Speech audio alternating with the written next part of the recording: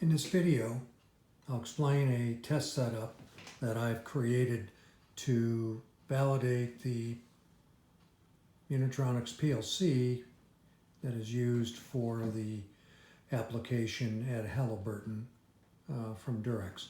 What I've got is I've got the unit that is being sent with the program in it. I've got the number of digital I/O. I've got the e-stop.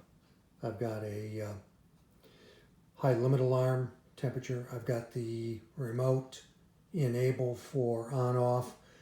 This input right here is representing my remote 4 to 20 milliamp signal input. Got a thermocouple hooked up, type K thermocouple to the terminals, and then power. The retransmitted output comes out of the two terminals on the bottom.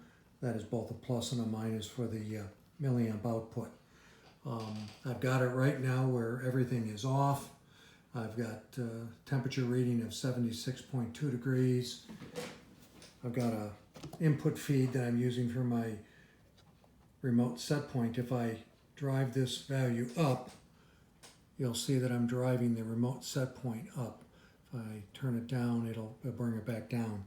What I also have is a multimeter fluke unit that is hooked up, measuring the milliamp output from the process temperature. And if I grab the thermocouple, it's going to actually put out a higher milliamp from the 4 to 20. And that's a scalable value that you can set up on the input screen on the PLC. Right now, everything is off. We activate by turning on, and in this case here, I've got an ambient temperature of 82.2 with a local set point of 84. It'll try to drive that temperature up and then turn off. I can actually deactivate the local, and if I go to my remote set point or remote enable, now I'm operating where I'm remotely controlled by the LabVIEW computer and not by the local screen. When that occurs, then I have the remote on, indicating here. If I turn that switch off, that'll turn off.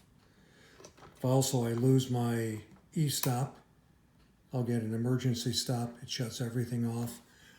Try to reset it. It will not reset until that e-stop's been cleared. Then it'll reset. Same thing with the high limit alarm.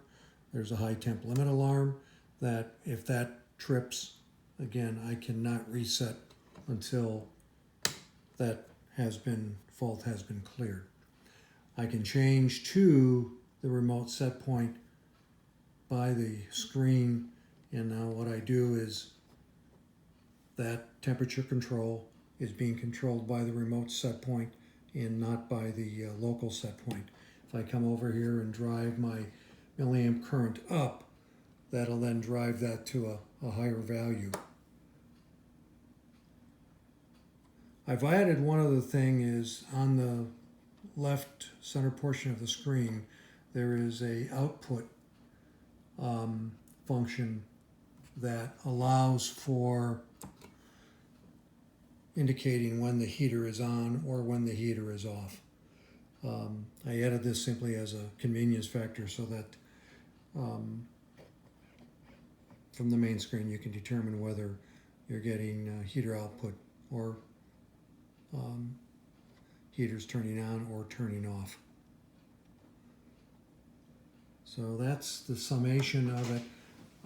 Again, remember the common coming out of the milliamp output, that's the retransmitted process temperature, as well as the input signal that was going in, have to be tied to the same common. The common here, the blue, is actually tied into the same common for the DC power supply that's powering up this unit. So that's a short summation of the testing and the validation and the verification of the functionality of the unit, particularly where validating that as process temperature changes, the milliamp output, the retransmitted signal, is operating correctly.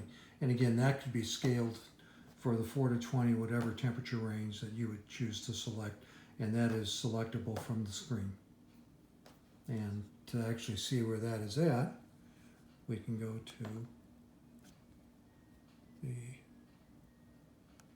remote setting, and then on this screen, the AO0, the analog output 0, temperature transmission. Right now I've got it going between 75 and 100.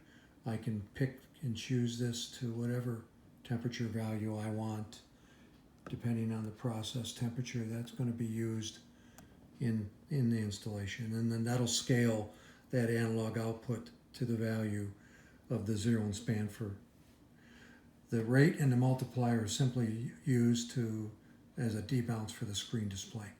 So also, if there's any issues that occur in the auto tune, there is, in this case here, the auto tune has been run, PID is running. In this screen, we do have, by holding F3 of the function buttons, we can get a force button for the auto tune, and that will allow to force if there's any hang up in auto tuning process. But it should be running, and running is operating correctly.